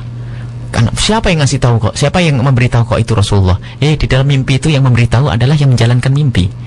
Anda bisa di dalam mimpi itu berkomunikasi dengan orang. Bahkan Anda bisa bercerita. Anda bisa tahu si A, si B, si C. Padahal jadi aturan panca indera itu sudah tidak berjalan di situ. Aturan alam dunia itu sudah alam lahir nggak bisa. Coba mohon maaf, di dalam mimpi ada orang misalnya di dalam tidur dia bermimpi suatu ketika ngelihat ibunya pakai baju hijau, kemudian mendatanginya. Baik, dia kalau sudah bangun bisa tidak bercerita? Bisa. Aku melihat ibuku dalam mimpiku, ibuku pakai baju hijau. Yang lihat hijau itu apanya? Oh, matanya pejam kok lihat baju hijau dia. Ini kok indah dalam urusan zahir tidak masuk di sini. Dia kok melihat hijau. Dan termasuk itu adalah termasuk yang mengukuhkan keyakinan ahli sunnati wal jamaati, bahasanya Allah bisa dilihat tidak harus dengan mata kita. Dengan apa kita melihat Allah? Sudahlah, jangan banyak tanya, yang penting Allah bisa dilihat. Mata itu kan alat untuk melihat. Adapun yang hakikat yang menjadikan kita melihat adalah Allah. Tidak dengan mata pun bisa. Buktinya orang mimpi bisa melihat biru hijau padahal matanya terpejam kan? Nah, begitu juga di mimpi ketemu Rasulullah, itu adalah ada yang membimbing. Situ bisa cerita, ini Rasulullah, ini Sayyidina Umar, ini bisa, biarpun kita belum pernah melihat Sayyidina Umar, belum melihat ketemu Rasulullah. Jadi mungkin adapun kekurangan Rasulullah itu adalah misalnya kok Rasulullah kurang ganteng, bukan kurang ganteng Rasulullah, hati kita kurang ganteng di saat melihat Rasulullah. Jadi itu adalah pengingatkan, berarti saya harus meningkatkan sampai kelihatan Rasulullah semakin ganteng, karena itu cerminan dari kita itu. Akan tapi ingat bahwasanya hal-hal yang demikian ini adalah suatu kenikmatan besar dari Allah Subhanahu wa taala. Sebaiknya siapapun yang mimpi ketemu Rasul disimpan saja antara dia dengan Rasulullah, antara dia dengan Allah. Kemudian sisi lain yang harus dipahami, man kadzaba alayya muta'awwidan falyatabawa maq'adahu minan nar. Orang mengaku-ngaku mimpi ketemu Rasulullah, ini kaidah yang perlu kami sampaikan tadi. Orang ngaku-ngaku mimpi ketemu Rasulullah adalah tempatnya di neraka, dusta besar kepada Rasulullah sallallahu alaihi wasallam. Naudzubillah ya. Ada orang hanya pengen disebut wali lalu ngaku ketemu Rasulullah. Saya ketemu Rasulullah pagi dan sore. Saya ketemu Muhammad siapa ini? Aduh, ini ada. Tapi kalau memang jujur benar, ketahuilah itu adalah nikmat besar dari Allah Subhanahu wa taala. Semoga Allah memberikan kepada kita semua kesempatan untuk bertemu Rasulullah sebelum di alam lahir, di alam mimpi pun tidak apa-apa. Yang penting ketemu dulu, baru nanti ditemu. Karena ada jaminan yang pernah bertemu di alam mimpi, saufa yarani fil yaqdati, akan atau dalam riwayat saufa yarani yaqina, akan melihatku secara yang langsung. Wallahu a'lam bishawab. Baik, terima kasih kepada hamba Allah yang sudah bertanya. Untuk via telepon kita terlebih dahulu dan menyapa di via Yahoo Messenger dan juga di via SMS. Baik, ada sahabat Kim ya, atau ini sahabat Lukman yang ada di Kalimantan mau bertanya kepada guru kita Buya ya. Assalamualaikum warahmatullahi wabarakatuh. Waalaikumsalam warahmatullahi wabarakatuh. Salam buat guru kita Buya Yahya, semoga selalu dilindungi Allah Subhanahu wa taala dan diberikan keistiqomahan dalam dakwah. Juga buat tim dakwah dan kru radionya ucapan doa. Terima kasih buat yang mendoakan ya, sahabat Lukman yang ada di Sumatera. Baik, dan menyapa berikutnya di via SMS yang sudah banyak, Masya Allah. Banyak sekali yang sudah bertanya. Dari 911. Assalamualaikum warahmatullahi wabarakatuh. Waalaikumsalam warahmatullahi wabarakatuh. Ini dengan Fatimah di Sunyaragi. Saya seorang wanita yang baru menikah kurang lebih 7 bulan. Begini Buya, mau tanya apakah hukumnya seorang wanita yang ingin berpisah dengan suaminya dengan alasan karena merasa seringkali tidak sepaham. Saya tinggal di rumah ibu mertua dan ibu suami masih suka mengatur kehidupan kami. Suami juga lebih mengutamakan aturan ibunya. Jadi juga saya kurang suka dengan suami yang suka menunda-nunda waktu sholat. Bagaimana Bu ya? Terima kasih, mohon penjelasannya. Baik, bismillahirrahmanirrahim. Seorang wanita minta cerai itu jika ada alasan yang syar'i diperkenankan. Misalnya karena kefasikan seorang suami, tidak sholat, kezaliman, aniaya seorang suami. Ini adalah boleh seorang wanita minta cerai. Cuman kalau ketidaksefahaman ini sebetulnya karena kurang komunikasi. Fab'athu hakaman min ahlihi wa hakaman min ahliha. Jadi kalau memang seperti itu, cari orang penengah yang bisa memberikan titik temu. Jangan sampai itu dituruti karena sebab begini, pada dasarnya memang ada perbedaan antara Anda dengan suami. Orang harus memahami perbedaan ini. Cara menyelesaikan masalah suami dengan istri beda, ya. Misalnya ya, kalau suami itu kalau dalam keadaan panik atau dalam keadaan susah itu pengennya diam saja di rumah. Tapi kalau seorang istri dalam keadaan gundah pengen ngomong saja, ayo. Kan berbeda. Jadi semuanya ternyata harus saling memahami pasangan. Jadi orang hebat itu bagaimana memahami pasangan, bukan menyuruh orang lain paham dengan aku. Ini kalau ada menyuruh orang lain paham dengan aku, ini ego. Dan itu susah orang hidup dalam kemasyarakatan. Kemudian mohon maaf yang adik saudariku yang mulia, di saat ada orang lain, mohon maaf mertua itu, jadi ada sebagian orang yang mudah tersinggung, sensitif, menganggap orang lain ikut campur. Sebab apa bedanya membantu dengan ikut campur? Hah? Apa bedanya membantu dengan ikut campur? Yang membedakan hati yang menanggapi itu loh ya. Kalau hati jelek mengatakan itu ikut campur. Tapi kalau hati baik mengatakan itu membantu. Subhanallah. Jadi kita perlu koreksi diri. Kira-kira yang tidak baik siapa ya? Jadi bukan orang tua itu ikut campur. Dia ingin membangun karena pernikahan yang baru. Bisa saja begitu. Jadi orang tua sering cawe-cawe dan sebagainya. Jadi merasa diikut campuri itu sendiri kadang ditanyakan. Lah orang membantu dibilang ikut campur ya. Jangan-jangan kita yang indikator. Jangan-jangan Anda yang perlu koreksi diri. Akan tapi mungkin sekali memang benar-benar ikut campur. Makanya dalam terapi pengobatan sebuah rumah tangga yang sakit bagi kami adalah selalu koreksi diri sebelum orang lain. Jadi karena Anda yang bertanya, saya akan koreksi diri Anda sebelum suami Anda, sebelum mertua Anda. Jadi jangan-jangan suami ibu mertua Anda itu adalah orang yang sangat perhatian dengan rumah tangga Anda. Mungkin anaknya dulu anak yang paling dimanja sehingga takut dalam menjalani hidup rumah tangga tidak benar. Tidak ngerti sehingga perlu dibimbing, bukan berarti ikut campur. Kemudian kalau suami Anda memperhatikan ibunya, memang haknya seperti itu. Dia harus tetap punya bakti kepada ibunya. Dan istri nomor 2 dalam hal ini, karena seorang laki-laki tetap kepada ibunya, tapi tanpa menelantarkan istrinya. Sekarang kami perlu tanya sebetulnya, kalau bisa ketemu langsung, sudah memberi nafkah kepada Anda atau belum? Kadang-kadang ada seorang istri, suamiku selalu memberikan kepada ibunya uang, saudaranya uang. Saya itu jadi kayak bukan istri. Saya tanya, ibu dikasih nafkah tidak? Sudah. Ya sudah, kenapa sudah dikasih nafkah? Nanya yang lainnya. Kalau bukan karena kerakusan Anda, kan begitu. Jadi kalau sudah memberikan nafkah selesai. Adapun ini, jadi perlu dikoreksi. Jangan-jangan karena Anda menginginkan berlebihan saja sehingga Anda merasa dia memperhatikan orang tuanya. Kalau Anda mempunyai suami yang baik sama ibunya, ketahuilah suami Anda ahli surga. Saya akan bangga dengan istri yang sangat kagum dengan ibundanya. Saya kagum dengan istri yang menghormati orang tuanya. Seorang istri pun harus begitu, kagum dengan suaminya yang menghormati orang tuanya. Orang tuanya sendiri maksudnya, menghormati adik-adiknya. Itu perlu. Apakah Anda senang jika mempunyai suami putus dari bapak ibunya? Tidak menyambung tali silaturahmi, rezeki Anda sempit dan Anda semuanya sekeluarga masuk neraka karena apa? Rumah tangga dibangun dengan memutus tali persaudaraan. Baik. Ini dan sebetulnya kalau memang Anda punya masalah yang genting, Anda bisa datang. Apalagi ada permasalahan yang Anda sampaikan tadi tidak ada titik temu, itu bisa ambil janjian dengan anak-anak di pesantren, nanti bisa ngobrol. Kalau perlu suami juga ngobrol, nanti akan diselesaikan. Kemudian yang terakhir tadi bahwasanya menunda-nunda sholat, masya Allah. Jadi perlu kalau menunda tidak sampai keluar, tidak sampai kepada maksiat. Tidak sampai keluar waktu. Kalau tidak sholat lain itu fasik. Kalau hanya menunda itu biasanya hanya model orang saja yang ngentengin, tapi tidak sampai derajat dia itu berdosa. Hanya menunda, cuman tidak mengerti kemuliaan gitu saja. Jadi perlu dicek kembali apa yang Anda rasakan saat ini, perlu dikomunikasikan. Bisa datang suatu ketika ke pesantren untuk diobrolkan kayak apa detailnya. Memang mohon maaf apa yang kami sampaikan kepada Anda. Jadi koreksi kepada Anda. Kalau sudah memang benar, orang yang nggak benar, orang yang begini, di saat Anda minta cerai sudah tidak dosa lagi. Nah, baik, ini saja, wallahu a'lam bishawab. Baik, terima kasih kepada yang sudah bertanya di via SMS. Berikutnya di 717. Assalamualaikum warahmatullahi wabarakatuh. Waalaikumsalam warahmatullahi wabarakatuh. Allahumma sholli ala sayyidina Muhammad. Ini sama Leha di Cirebon. Mau bertanya Bu ya, saya punya kakak perempuan dan saya juga belum menikah. Kata orang tua saya nanti aja nikahnya bareng-bareng. Tapi ada yang bilang itu hukumnya haram. Bagaimana itu Bu ya? Masya Allah. Nikah bareng-bareng Ya nggak haram kalau asalkan suaminya orang lain. Kalau nikah kakak adik ya haram. Maksudnya apa itu nggak paham. Jadi nikah bareng-bareng ya lebih hemat biaya satu, kemudian lebih mudah untuk lebih ramai. Pokoknya nggak ada masalah nikah bareng nggak apa-apa. Jadi di kuade ada 4 orang ya. Jadi tidak ada masalah. Yang penting sama menutup aurat. Jadi jangan sampai. Ada memang selama ini ada beberapa keyakinan dari masyarakat yang nggak tahu sumbernya dari mana. Adik tidak boleh ngelangkai kakaknya. Macam-macam. Nikah berdua tidak boleh. Kalau dalam 1 tahun nikah berdua langsung nanti ada apa-apa. Nggak usah, husnudzon kepada Allah. Justru sebanyak pernikahan di tahun itu lebih bagus ya. Karena apa? Pernikahan adalah pintu halal yang dibuka. Selagi pintu halal dibuka, itu namanya buka rahmat Allah. Jadi boleh Bu, kakak adik nikah bareng.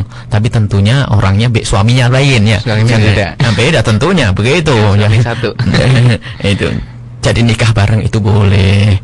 Maksudnya waktunya bersamaan diperkenankan. Nggak ada masalah. Nggak ada halal, nggak ada haram. Nggak ada larangan haram ya. Dan juga tidak anjuran. Jadi ya sudah wajar itu karena boleh bertepatan saja. Baik, ini saja. Wallahu a'lam bishawab. Baik, satu pertanyaan kembali di SMS di 858. Assalamualaikum warahmatullahi wabarakatuh. Waalaikumsalam warahmatullahi wabarakatuh. Buya yang mudah-mudahan dirahmati Allah Subhanahu wa taala. Buya, bagaimana hukumnya orang yang memakai raja untuk pengobatan atau untuk kekebalan tubuh, dan bayar kredit menurut Islam itu seperti apa, Buya? Mohon dijelaskan dari sahabat Usman Saripudin di Kayuwalang. Syukran Buya. Wassalamualaikum warahmatullahi wabarakatuh. Waalaikumsalam warahmatullahi wabarakatuh. Rajah itu gimana sebentar? Rajah lain jimat ya. Kalau jimat adalah kalimat-kalimat thayyibah, kalimat-kalimat mulia, kalimat-kalimat Al-Quran yang ditulis di kertas, kemudian dibawa oleh seseorang untuk dengan keyakinan bahasanya Allah memberikan kekuatan kepadanya melalui ini. Hal ini adalah pernah dilakukan oleh Sayyidina Abdullah bin Umar, mengalungkan ayat-ayat Al-Quran di anak-anak kecilnya agar terhindar dari gangguan setan dan sebagainya. Maka yang namanya jimat itu adalah ada syariatnya. Akan tapi ingat, itu berlaku untuk anak-anak kecil. Karena apa? Anak kecil belum bisa membaca ayatnya sendiri. Kalau anak tua itu tidak usah pakai jimat-jimat, tapi langsung dibaca ayatnya, yaitu baca wirid yang rutin. Orang tua pakai jimat ini. Jadi kita jangan berlebihan orang tua jimatannya. Kalau orang tua baca wirid selesai. Adapun anak kecil yang ada pada zaman Sayyidina Abdullah bin Umar, karena anak kecil kan belum bisa membacanya. Tapi ingat, jimat bukanlah sesuatu yang haram, kecuali orang meyakini jimat itu punya kekuatan dari zatnya sendiri ya. Tapi jimat adalah boleh-boleh saja, tapi jangan berlebihan. Dikit-dikit jimatnya. Mau belanja saja harus pakai jimat ya, ini bermasalah ya. Akan tapi rajah itu kayaknya beda. Semacam ruqyah itu Bu ya. Kalau rajah itu pernah kami dengar adalah ayat-ayat Al-Quran yang ditulis di badan. Dan ini bisa saja istihza kepada Al-Quran. Kalimat Al-Quran ditulis. Kadang-kadang mohon maaf, ada kitab fikihnya Imam Ghazali, itu adalah bukan miliknya Imam Ghazali. Itu adalah dusta kepada Imam Ghazali. Ada sebuah tulis. Masa kalau pengen punya anak laki-laki, nama Nabi Adam ditulis di selangkangannya. Astagfirullahaladzim. Nama Nabi ditulis di selangkangan. Jadi raja-raja kayak begitu ini adalah diharamkan. Kalau nama-nama Nabi yang harus dimuliakan ditaruh di badan, apalagi ditaruh di kaki dan sebagainya, Masya Allah. Ini adalah tidak diperkenankan ya. Kemudian kalau ditaruh misalnya menulis sesuatu, tujuannya apa? Menuliskan untuk dibaca ya. Menulis sesuatu misalnya di jidat, di kening, di punggung ya. Setelah itu dihapus. Ini dari segi penulisan semacam ini adalah tidak ada masalah ya. Karena apa? Asalkan jangan sampai dalam keadaan kotor, kemudian di tempat yang terhinakan. Cuman tujuan sesungguhnya apa itu semuanya? Tujuannya adalah pengen ilmu kebal ya. Kebal biar tidak mati atau bagaimana kebal itu? Mati umur itu sudah ada waktunya. Umur itu sudah ada ada batasnya. Kalau orang belum waktunya mati tidak akan mati. Kalau tapi waktunya mati, biarpun rajahnya berapa puluh rajah tetap mati. Jadi kita perlu memperbanyak tawakal kepada Allah Subhanahu wa taala. Akan tapi lihat, kalau orang mencari kekebalan dan sebagainya itu biasanya dia akan diperbudak oleh setan dengan memperhebat dirinya sehingga sampai puasa bukan karena Allah hanya pengen pisau tidak tajam. Pengen ini kan unik gini. Sehingga puasanya tuh Masya Allah dia lebih giat. Ibadahnya orang yang pengen kebal itu lebih kuat daripada orang yang pengen surga. Pengen kebal, pengen terbang dia, pengen ini. Unik. Ya ini adalah suatu kesalahan di dalam menjalankan ibadah kepada Allah Subhanahu wa taala. Pengen ke keramat itu diberikan oleh Allah, bukan dicari-cari kayak begitu. Seorang ahli ibadah, ahli rajin itu keramat, nanti diberi Allah keramat.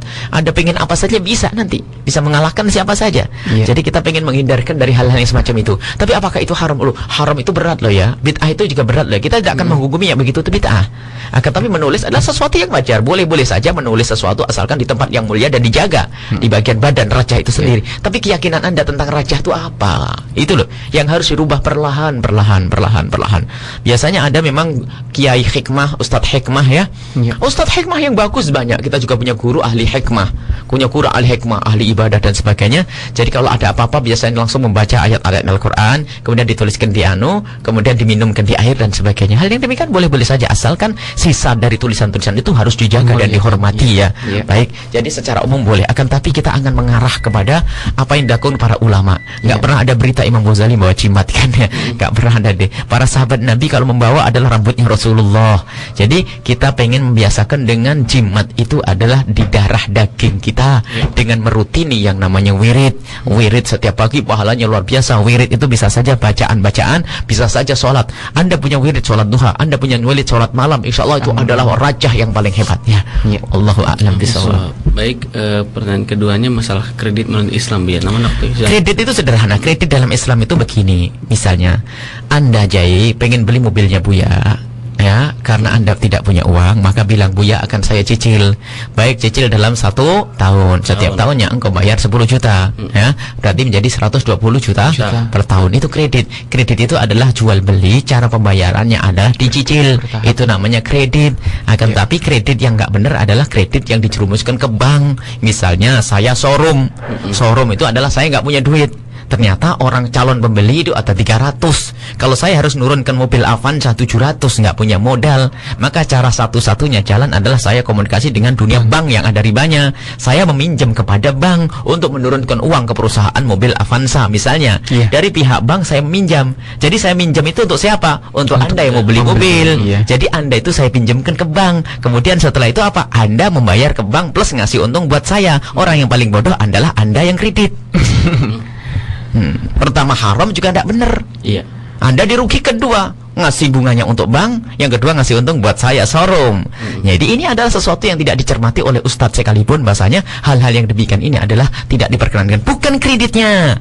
Kalau kredit adalah halal, sah. Akan tapi model kredit yang semacam ini tuh kayak apa? Kalau misalnya showroom, saya punya mobil ini, ada mobil Avanza, tapi milik saya, mau saya jual dengan kredit, ya mah enggak boleh. Tapi memasukkan ke dunia perbankan yang tidak syar'i, itu yang menjadikan usaha Anda menjadi tidak benar. Ini benar-benar sesuatu yang tidak dicermati oleh orang yang katanya berdakwah sekalipun. Semoga Allah memberikan kesadaran kepada kita semua. Adapun mereka semoga diampuni oleh Allah. Maka kami harus menjelaskan semacam ini karena apa? Banyak orang memaksakan ya, hanya karena untuk berdakwah saya harus kredit mobil, kredit menjamur mobil. Sekarang. Waduh, masya Allah. Kreditnya bagaimana caranya? Kredit kan sah. Loh, jangan dilihat sepotong. Anda kredit, kan saya nggak tahu. Jangan pura-pura nggak tahu. Malaikat memasukkan Anda ke tong, pura-pura nggak tahu, nanti Anda dibakar nanti. Jadi ya nggak ada istilah halal haram, apalagi bagi para tokoh pura-pura nggak tahu tuh nggak ada. Anda sebelum menjalankan sesuatu pelajari dulu ilmunya, kan begitu? Baik. Apalagi kalau diingatkan orang segera dengar, itu baru benar. Insya Allah barangkali ada yang mendengar saat ini. Sampai kami waktu itu di sebuah pengajian, kami guyon, kayaknya sih 60% dari yang punya mobil dan motor di sini kredit semuanya, ketawa semuanya. Terus bagaimana? Bu, jangan ketawa, nangis, tobat insya Allah. Terus bagaimana caranya? Sekarang tobat, berjanji untuk tidak mengulangi lagi, insya Allah diampuni oleh Allah. Banyak teman-teman kita punya mobil kredit, ini mobil kredit, ini mobil kredit, akan tapi mereka orang yang insaf. Buya gimana? Ini kredit terakhir ya. Coba saya tawarkan, kalau seandainya Anda pengen beli mobil, seneng yang kredit atau kontan, semuanya dimudahkan oleh Allah. Pilih mana? Kontan lah. Makanya jangan berangan-angan kredit ya. Berangan-angan untuk bayar kontan. Jadi itu saja. Yang pernah terjun ke dalam dunia kredit, semoga Allah mengampuni dan insya Allah akan selagi Anda menyadari itu dosa salah, insya Allah Anda akan membuka rezeki yang luar biasa. Baik. Baik, Bu, karena waktu yang sudah dipegang. Baik, kita tutup. Bismillahirrahmanirrahim. Alhamdulillahirabbil alamin. Allahumma shalli ala sayyidina Muhammad wa ala sayyidina Muhammad. Allahumma arhamna wa la tu'adzibna wa surna wa tahdhurna wa afina wa la tu'ridna wa akrimna wa tuhina wa athina sutur alaina innaka ala syadir. Allahumma ya Allah, muliakan kami dengan yang halal ya Allah. Siapapun dari kami jika ada yang berurusan dengan yang haram, maka mudah berikan kesadaran ya Allah. Gantilah dengan yang halal ya Allah. Ampuni dosanya ya Allah. Ya Allah, berikan kepada kami kecintaan kepada kekasihmu Nabi Muhammad agar kami mudah untuk mengikutinya ya Allah. Ampuni dosa guru kami, orang tua kami. Muliakan mereka ya Allah di dunia dan di akhirat. Anak-anak kami, santri kami, berikan kepada mereka ilmu yang manfaat. Yang mendengar suara ini berikan ilmu yang manfaat. Jadikan mereka ahli surga. Jika ada di antara mereka mereka ya Allah, yang ada yang tersakiti hatinya oleh kalimat-kalimat kami, maka angkat derajat mereka, muliakan mereka, ampuni mereka ya Allah, dan jadikan mereka adalah orang-orang yang kau cintai ya Allah, yang kau muliakan di dunia dan di akhirat. Berikan kepada kami semua umur panjang dalam keadaan sehat walafiat, dan berikan kepada kami semua husnul khotimah, mati dalam keadaan iman ya Allah, iman, dan jadikan ucapan kami di akhir hayat kami kelak adalah kalimat agung dan mulia, la ilaha illallah Muhammad Rasulullah sallallahu alaihi wasallam. Rabbana atina fid dunya hasanah wa fil akhirati hasanah wa qina adzabannar. Sallallahu alaihi wasallam Muhammadin wa ala alihi wasallam. Alhamdulillah rabbil alamin. Al-Fatihah. Bismillahirrahmanirrahim. Alhamdulillahirrahmanirrahim. Maliki Iyyaka na'budu wa iyyaka nasta'in. Ihdinas siratal mustaqim, siratal ladzina an'amta 'alaihim ghairil maghdubi 'alaihim waladdallin. Amin. Terima kasih kepada guru kita Buya Yahya yang telah menyampaikan materi di kesempatan pagi hari ini, dan semoga bermanfaat. Ajay Ramadan dan juga Kang Oji yang bertugas pamit dorong dengar. Ilal ligo masalama subhanakallahumma bihamdika asyhadu an la ilaha illa anta astaghfiruka wa atubu ilaik. Wassalamualaikum warahmatullahi wabarakatuh.